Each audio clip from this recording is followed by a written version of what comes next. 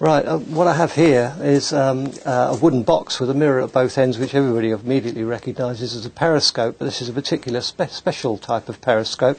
This is an Adams and Company, made in 1916, and was actually used in the trenches in the First World War, where the men would duck down in the trenches, and of course so the enemy couldn't shoot them, and look above the trenches using a periscope. This is an original artefact.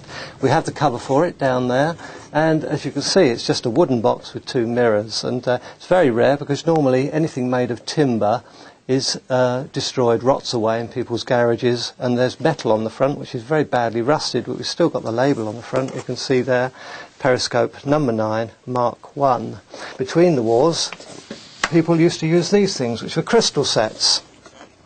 The beauty of a crystal set is that not only is it very cheap to purchase, you can actually make them yourself. They were made actually after valve radios. Valve radios came first. Transmissions were already in place. This started after the First World War.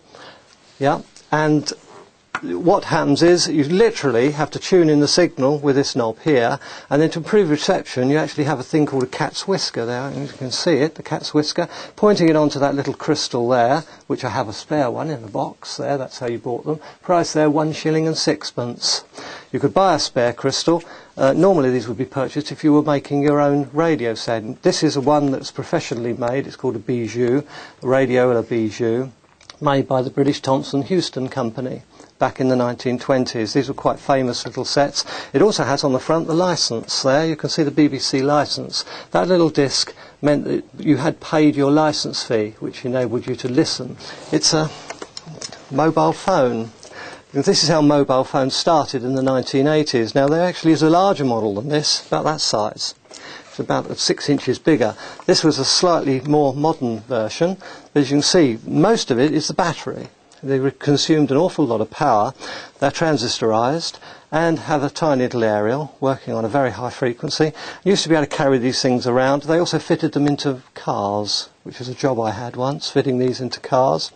They were very popular in cars because you could literally pick the handset up and, as you've seen in the old 60s films, and talk to anybody you like on the telephone network. But you can see it was very heavy, unlike the small items we carry around with us today, which